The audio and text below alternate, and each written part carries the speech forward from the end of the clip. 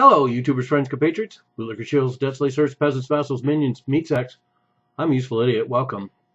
And let's go to China. This is one of those kind of stories that my regulars know I just love. And this comes on the heels of a video I did last month about the fact that the Asian Infrastructure Development Bank that China set up, this global bank, was going to work very closely on joint projects with the Japanese Asian Development Bank. So an interesting development. So first, we have all this fear that China is setting up this new bank to compete with the World Bank and the IMF, and then it turns out that that bank is going to work with their arch rivals in Japan. And now this latest story where they have come up with a joint agreement with the World Bank. That's right. So nice and cozy. We have a global banks from Japan, China, and ostensibly the United States, who are all going to work together now on global infrastructure projects. So this undermines a lot of those narratives that China is setting up to compete, wants to build an empire, is a threat, and is a country that we are going to have a war with at some point. I just don't buy that scenario. Everything that I see shows me that China is going to be part of the New World Order, is essentially the blueprint for the New World Order, or what I prefer to call global governance, global corporate governance. And these steps just prove that one more time. And so what do we have? We have Asian Infrastructure Investment Bank setting up new joint projects. They've already signed the papers today, apparently, to do these joint projects with the World Bank. Essentially, there's 12 co-finance projects in the pipes right now that are involve transport, water, and energy in Asia. And China's said the same thing they did when they set up the bank, the same thing they said when they started working with Japan. They're saying the same thing now. They want to do this to counter perceptions that it is a rival for established Western and Eastern global banks. And I find that to be true. I think the rational way to look at China is not so much they want to dominate, they just want equality in the global economic system. And all this posturing that's done politically is basically just leverage, so that when global corporate governance is completely in place, China will have an equal part in it, and that's pretty much all they want. And the evidence we can see right in front of us now with the Panama Papers that reveal lots of wealth by established Chinese officials, and they have offshore accounts, just like elites do all over the world.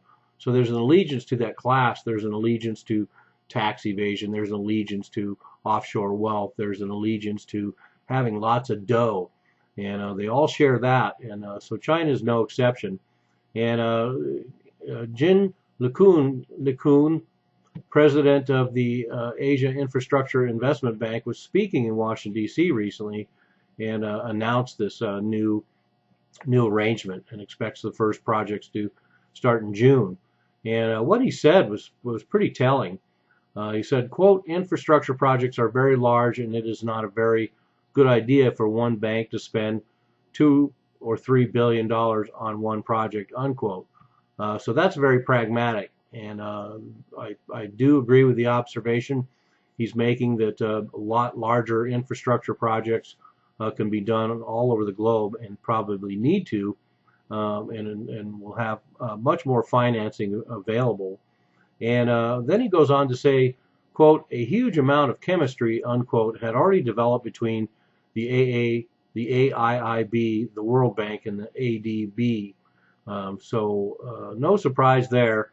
That's what this has all been building up to, that we have a huge amount of chemistry already between these global banking investment giants, the Asian Infrastructure Investment Bank, the World Bank, and the Asian Development Bank, Japan, China, and the United States.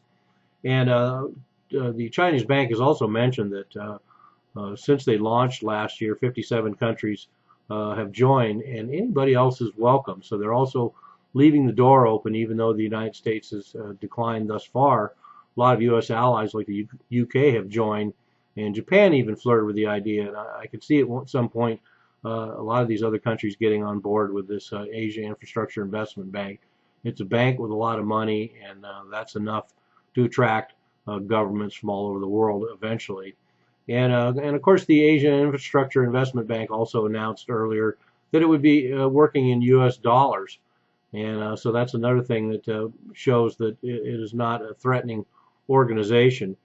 And I think one of the building or catching points previous in discussing perhaps a Chinese global bank investing is the standards would shift. And that's one of the things the World Bank and the IMF and a lot of international organizations were concerned with. But apparently that's been addressed, because under the agreement, the World Bank would oversee procurement, environmental, and social safeguards. And I think that's an important point, because it essentially means China will be involved in the investment, and the World Bank will actually oversee what kind of who and where materials come from, and what are the environmental regulations and guidelines that need to be used with each project, and then of course social safeguards to just keep everything rational and working for the countries in which these infrastructure projects are built. And there's an estimated $10 trillion in global infrastructure projects in the next 10 years, and that's probably a low estimate. And so there's plenty of business to go around, and that's exactly what the Asia Infrastructure Investment Bank is open to. And I think some of the other things that are interesting about it as far as being cooperative are the Asia Infrastructure Investment Bank already has a lot of Americans working at it. So the American banking ethic is already at play in this Asia Infrastructure Investment Bank. And not only that, they said that U.S. companies will be allowed to bid on projects. So it won't necessarily be the kind of cronyism and nepotism we're used to in the West, with the Asia Infrastructure Investment Bank allowing U.S. companies to bid on projects. Of course, that doesn't mean they're going to get the contracts, but nonetheless, like I say, interesting development. We've got all these global banks working together. China's just taken its place amongst them, and doesn't seem to be the threat that we certainly hear a lot about in the mainstream media and also the alternative media. So hand in hand, we go into the future of global corporate governance. I'm a useful idiot. Don't you be one too.